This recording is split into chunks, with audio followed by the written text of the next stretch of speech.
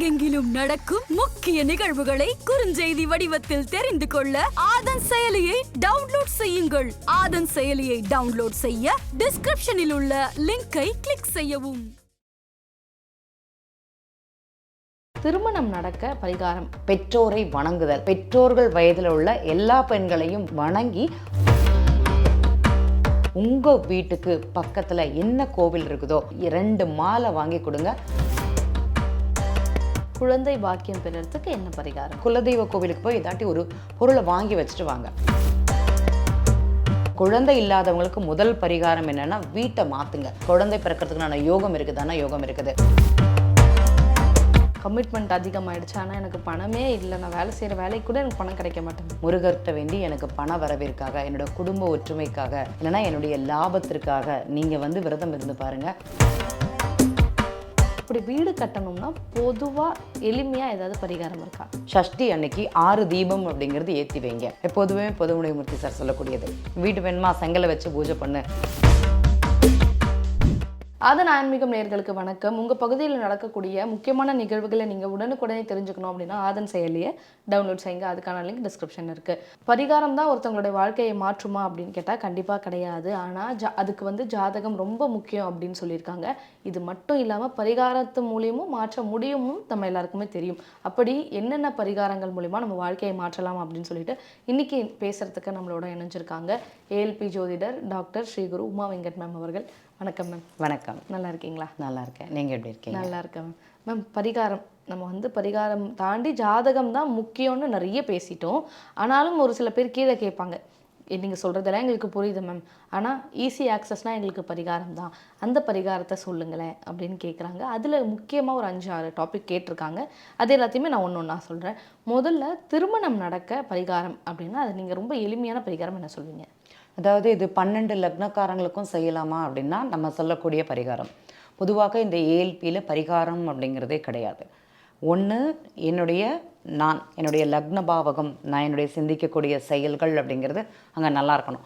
அங்கே நல்லா இருந்ததுன்னா நான் செய்யக்கூடிய அனைத்து திட்டங்களும் செயல்முறைகளும் அங்கே ரொம்ப சூப்பராக இருக்கும்னு சொல்லலாம். அதற்கு பரிகாரம் வேணும்னா நான் செய்யக்கூடியது நல்லா இருந்ததுன்னா யார் வந்தாலுமே நான் அட்ஜஸ்ட் பண்ணிக்கக்கூடிய ஒரு தன்மை, இல்லைனா அந்த எதிர்பாலினம் ஆப்போசிட்டில் யார் இருக்காங்களோ, தொழிலாக இருந்தாலும் சரி, கடனாக இருந்தாலும் சரி, நோயாக யாராக இருந்தாலும் சரி, அவங்களுக்கு என்னால் முடிஞ்சது அவங்களுக்கு கொஞ்சம் கீழ்ப்பணிந்து நடக்கவோ, இல்லைனா அதை வாங்கிக்காமல் என்னால் காப்பாற்ற முடியும் அப்படிங்கிறது தான் சுய பரிகாரம் அப்படிங்கிறது சொல்லுவோம். இது நிறைய இருக்குதானா? இது நிறைய இருக்குது. இப்போ 12 பாவகங்களுக்கும் பரிகாரம் சொல்லலாமானா 12 பாவங்களுக்கும் பரிகாரம் அப்படிங்கிறது சொல்லலாம். எனக்கு பரிகாரம் செய்யும்போது என்னுடைய 12ஆம் பாவகம், என்னுடைய வெளிநாடு சம்மந்தப்பட்டது, சொத்து சுகம் சம்மந்தப்பட்டது அங்கே அடிபடுமானா கண்டிப்பாக அடிபடும்னு சொல்லலாம். இது உண்மை. அதே மாதிரி நான் நல்லா இருக்கணும், இல்லைனா என்னுடைய லாபஸ்தானம் நல்லா இருக்கணும் அப்படின்னா என்னுடைய தொழில் ஸ்தானம் அப்படிங்கிறது அங்கே பிரச்சனையை கொடுக்குமானா பிரச்சனையை கொடுக்கும். அப்போ நம்ம கேள்வி கேட்போம், யாருக்கு பரிகாரம் பண்ணுறீங்க? ஒன்று நல்லா இருக்கணும்னா, ஒரு பாவகம் நல்லா இருக்கணும்னா இன்னொரு பாவகத்தை டாமினேஷன் நானே பண்ணுறேன். அதனால தான் இந்த பரிகாரம் அப்படிங்கிறது நம்ம சொல்கிறது கிடையாது.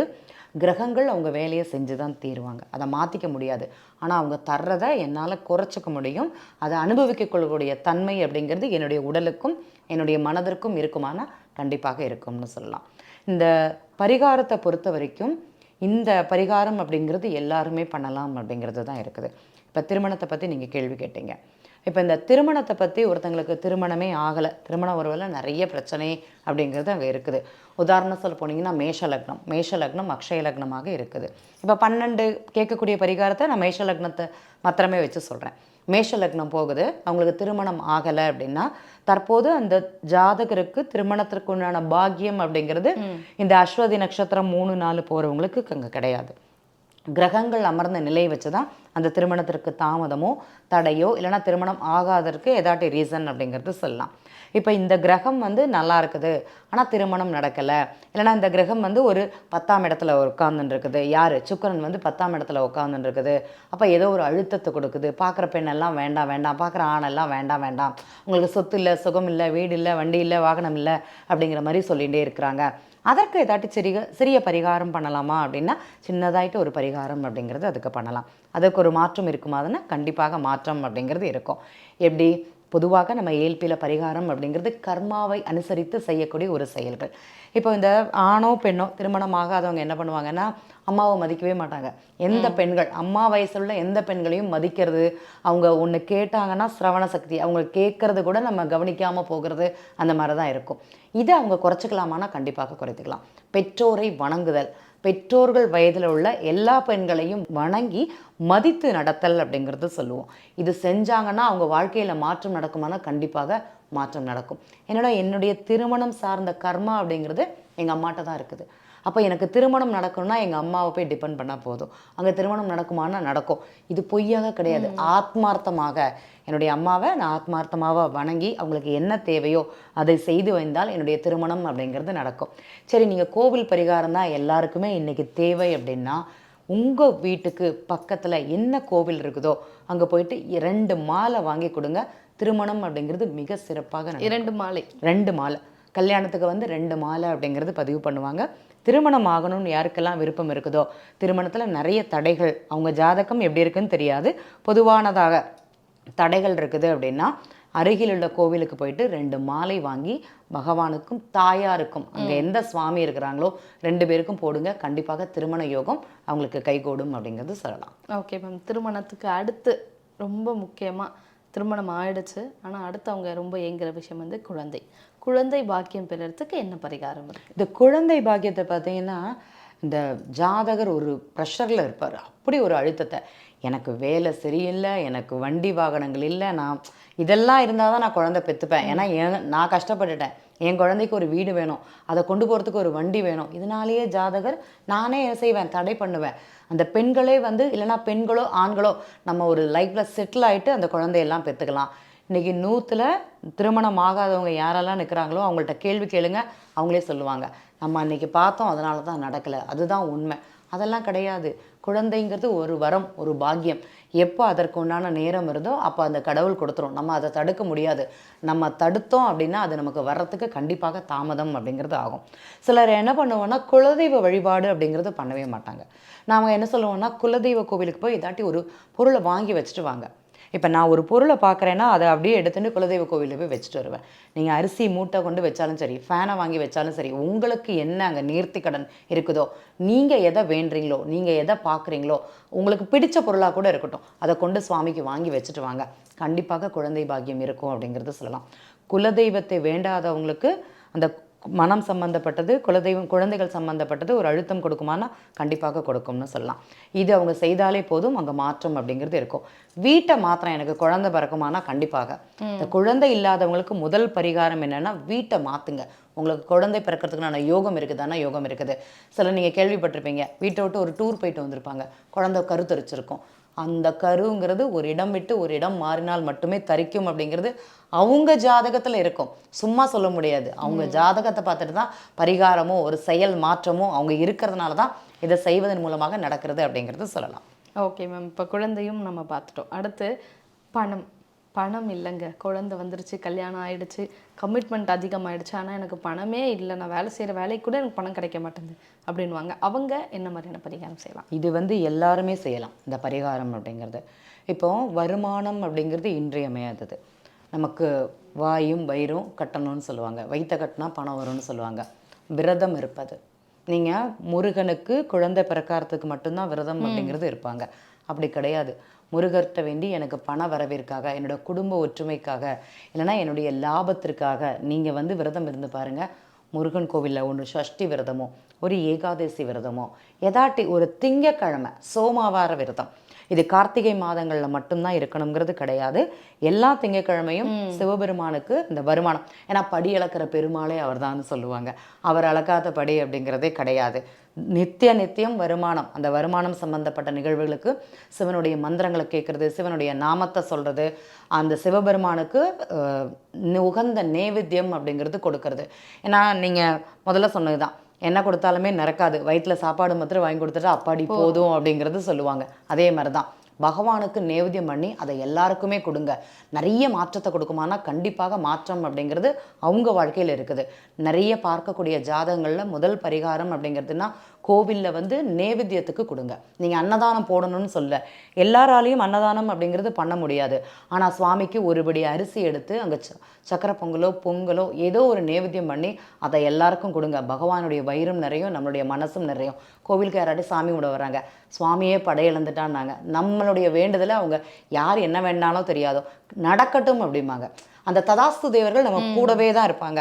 அவங்க நடக்கட்டுங்கும் போது ததாஸ்து தேவர்கள் சேர்த்து வாழ்த்தாங்க. அப்போ ரெட்டை வாழ்த்து அப்படிங்கிறது நமக்கு கிடைக்கும். அது இந்த உணவினால் மட்டுமே அப்படிங்கிறது. என்னால் 1 கிலோ அரிசி வாங்க முடியல, ஒரு பழத்தை வாங்கி வச்சுட்டு வாங்க, சுவாமி சாப்பிட்டோம், அடுத்தவங்களுக்கு கொடுக்கட்டும், அது உங்களுக்கு வருமானத்தை கொடுக்குமானா கண்டிப்பாக கொடுக்கும். பண உயர்வை கொடுப்பது நமக்கு சுவாமி கோவிலில் உள்ள எந்த கோவிலாக இருந்தாலும் சரி, நேவேத்தியத்துக்கு கொடுங்க, கண்டிப்பாக மாற்றம் இருக்குமான மாற்றம் இருக்கும். சிவன் கோவிலுக்கு போகிறவங்க கண்டிப்பாக இந்த விபூதி அபிஷேகம் அப்படிங்கிறது பண்ண அவங்களுக்கு மாற்றம் இருக்குமானா மாற்றம் இருக்கும். அந்த 2ஆம் பாவகத்தை நம்ம எவ்வளோக்கு எவ்வளோ செய்யணும், 10ஆம் பாவகம் அப்படிங்கிறது அங்கே இருக்கும். இந்த 10ஆம் பாவகம் நம்மளுடைய கர்மா, அதை வந்து குறைக்கிறதுக்கும் 2ஆம் பாவம் வருமானத்தை அதிகப்படுறதுக்கும் யார் அப்படின்னா இந்த சிவன் தான். அந்த சிவனுக்கு விபூதி அபிஷேகம் அப்படிங்கிறது பண்ண நல்லாயிருக்கும். Okay ma'am. அடுத்து வீடு கட்டணும் எல்லாருக்குமே, அதாவது சின்னவங்கள்லேருந்து இப்போ 60 வயசானவங்க கூட ஒரு வீடு கட்டியிருந்தா, சொந்தமாக ஒரு வீடு இருந்தால் நல்லா இருந்திருக்கும் அப்படின்ற ஒரு எண்ணம் தான் எல்லாருக்குமே இருக்கும். அப்படி வீடு கட்டணும்னா பொதுவாக எளிமையாக ஏதாவது பரிகாரம் இருக்கா? கண்டிப்பாக. இந்த வீடு கட்டணும் அப்படிங்கிறதுக்கு, இந்த முதல்ல வீடு கட்டுறதுக்கு யாரெல்லாம் பிரச்சனைன்னா நான் தான் பிரச்சனை. எனக்கு ஏற்ற மாதிரி என் வீடு இருக்காது, நிலம் இருக்காது. அதுக்கப்புறம் எங்கள் அப்பா இது சொல்லி தான் செய்யணும், அவருடைய இதுங்கிறது வேணும். அடுத்தது என் தம்பி, எங்கள் அண்ணா, எல்லார்ட்டையும் ஒரு ஒத்துழைப்பு அப்படிங்கிறது இருந்தால் மட்டும்தான் வீடு கட்டணும். கணவன் மனைவி கூட அப்புறமாட்டி தான், ஏன்னா அவங்க கூட அந்த இதுதான் இருக்கும். இந்த என்னுடைய பேராசை அப்படிங்கிறது தான் என்னுடைய ஒரு அழுத்தம். இந்த மாதிரி தான் வீடு கட்டணும், அதனால எனக்கு கடன் வாங்க வைக்குமானா கடன் வாங்க வைக்கும். என்னுடைய முயற்சி, வீடு கட்டுவதற்கான முயற்சி அப்படிங்கிறது கரெக்டாக இருக்காது. ஜாதகருடைய தன்மை அப்படிங்கிறது வீடு கட்டுறதுக்கு கரெக்டாக இருக்காது. இதெல்லாம் இருந்தாலே ஒருத்தங்களுக்கு 4ஆம் பாவகம் அப்படிங்கிறது சூப்பராக இருக்கும். அதுதான் வீடு மனை யோகம்னு சொல்லுவோம். வீடு கட்டாதவங்களுக்கு என்ன பரிகாரம் பார்த்தீங்கன்னா, நீங்கள் உங்கள் வீட்டு வாசலில் முதல்ல வீடு அப்படின்னா முருக கடவுள் தான், எந்த மாற்றமும் கிடையாது. அது எல்லாருக்கும் தெரியும் அப்படிங்கிறனால தான் அந்த இடத்துல அதை பதிவு பண்ணல. முருகனை போய் வணங்குங்க. சஷ்டி அன்னைக்கு 6 தீபம் அப்படிங்கிறது ஏற்றி வைங்க.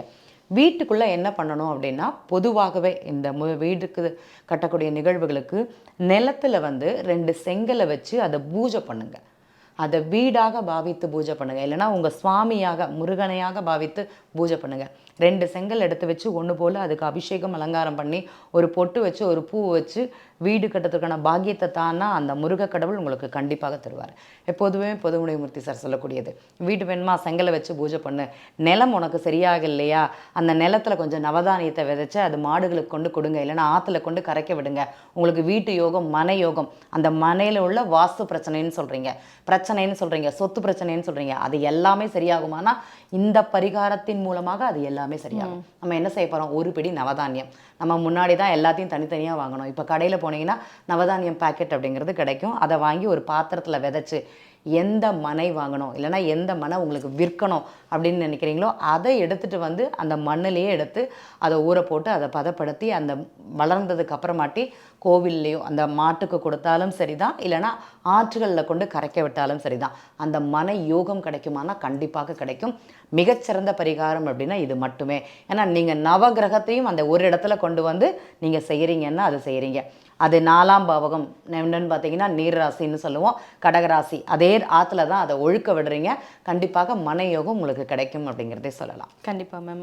நீங்கள் வந்து வீட்டுக்கு சொல்லிட்டீங்க. அடுத்து தொழில் நல்லா இல்லை, தொழில் ஆரம்பிச்சிட்டோம், அவசரப்பட்டு அகலக்கால் வச்சுட்டோம் தொழிலில், அந்த தொழிலை விட்டு என்னால் இப்போ வெளியும் போக முடியாது, சுற்றி கடன் ஆகிடுச்சு, இல்லை எனக்கு அந்த தொழில் நல்லாவும் அமையலை, இப்போ நான் என்ன பண்ணணும் அப்படின்னு நிறைய பேர் கஷ்டப்பட்டுட்டு இருப்பாங்க. அந்த தொழில் அமைய ஏதாவது சொல்லுங்களேன்.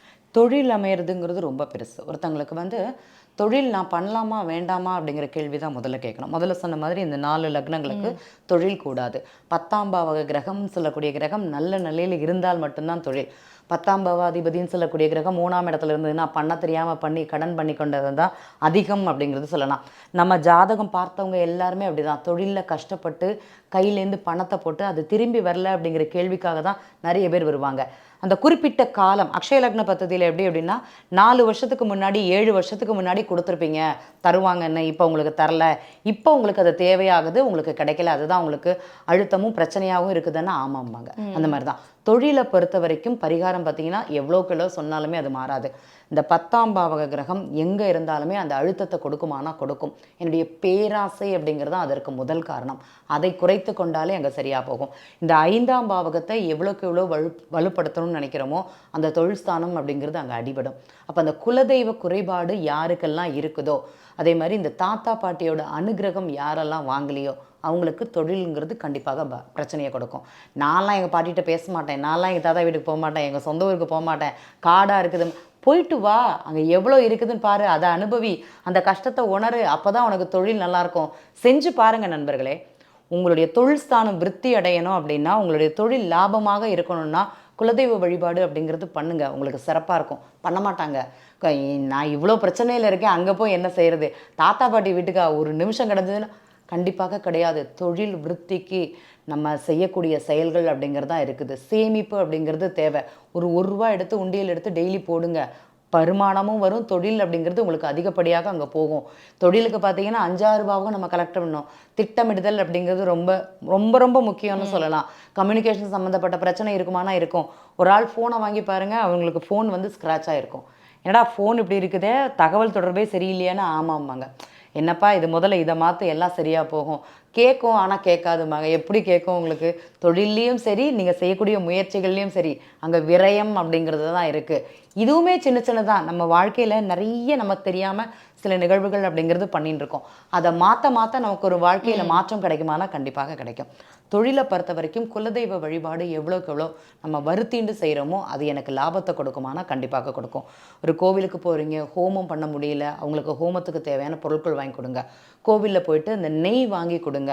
தேவையான சமித்துக்கள், அந்த ஹோமத்துக்கு தேவையான சமித்துக்கள், குலதெய்வ கோவில்னு இல்லை, எந்த கோவிலுக்கு போனாலுமே தேவையான பொருட்களை வந்து வாங்கி கொடுத்தீங்கன்னா உங்களுக்கு லாபத்தை கொடுக்குமானா கண்டிப்பாக கொடுக்கும்னு சொல்லலாம். Okay ma'am. அதாவது வாழ்க்கைக்கு என்னென்ன தேவையோ அது எல்லாத்தையுமே இப்போ நான் கேட்டேன். எல்லாத்துக்குமே ரொம்ப எளிமையாக வீட்லேயே நம்ம செய்யக்கூடிய பரிகாரங்கள்னு ரொம்ப ஈஸியாக சொல்லிட்டீங்க. ஒரே ஒரு தகவல் அப்படிங்கிறது சொல்லிக்கிறேன். நான் இந்த 2025 புதிய வருடம் அப்படிங்கிறது ஆரம்பிச்சிருக்குது. இந்த வருடத்தில் அக்ஷய லக்ன பദ്ധதியில் வந்து 2 தெய்வம் அப்படிங்கிறது நம்ம எடுத்துக்கிறோம்.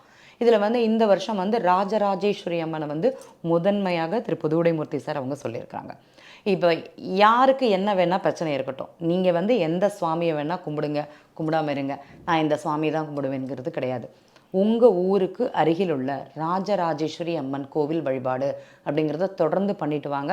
கண்டிப்பாக உங்கள் வாழ்க்கையில் மாற்றம் இருக்குமானா கண்டிப்பாக இருக்கும். 2025 ராஜராஜேஸ்வரி அம்மன் அப்படிங்கிறது முதன்மையாக காவல் தெய்வமாகன்னு கூட சொல்லலாம்.